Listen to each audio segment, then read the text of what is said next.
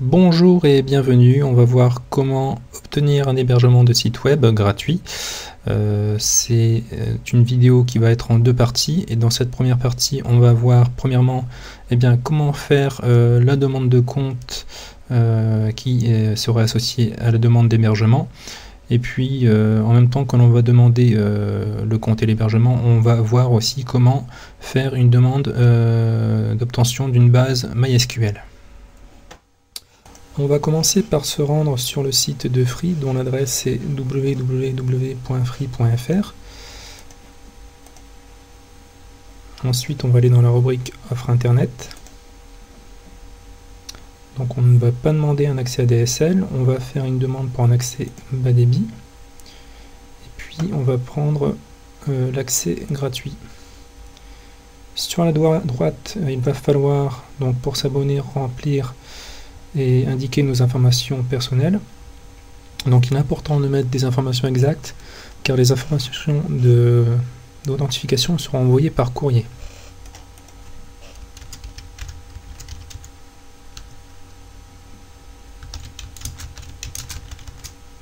Une fois vos informations personnelles rentrées, il va falloir choisir votre login. Alors autant dire que c'est important parce que le login va correspondre également au nom de votre site web. Donc dans l'exemple suivant, au niveau du login, on a mis mon exemple de site. Donc cela va donner lieu à un site qui va s'appeler monexempledesite.free.fr et le login sera mon exemple de site. Donc faites bien attention au choix que vous allez faire ici, c'est très important pour la suite. L'étape suivante, vous avez le choix entre un kit de connexion complet ou alors l'obtention des informations de configuration uniquement.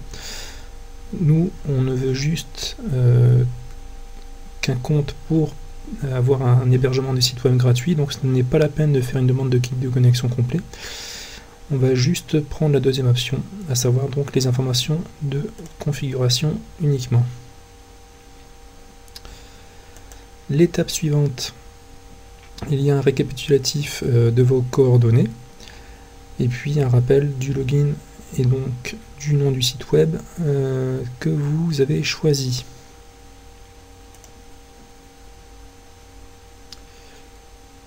Voilà, et on passe à la validation en cliquant sur terminer et continuer.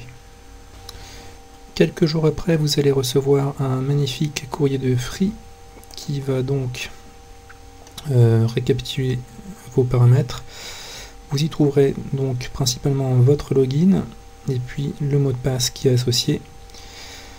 Vous avez aussi ici une adresse email et puis tous les paramètres pour pouvoir surfer.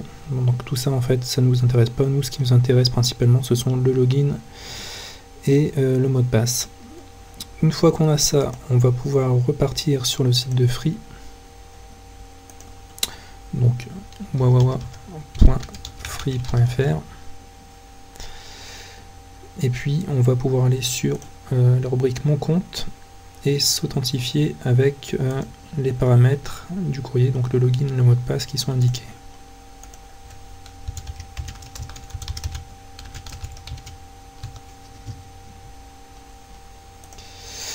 À partir de là, on va pouvoir demander l'activation des pages personnelles. Donc on va cliquer sur le lien activer votre compte pour les pages personnelles.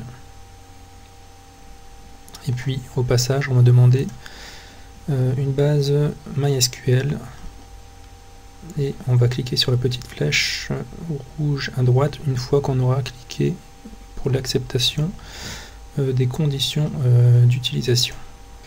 Le site de Free vous dira alors que votre demande a été prise en compte et qu'il faut patienter environ 48 heures avant de tenter une première connexion.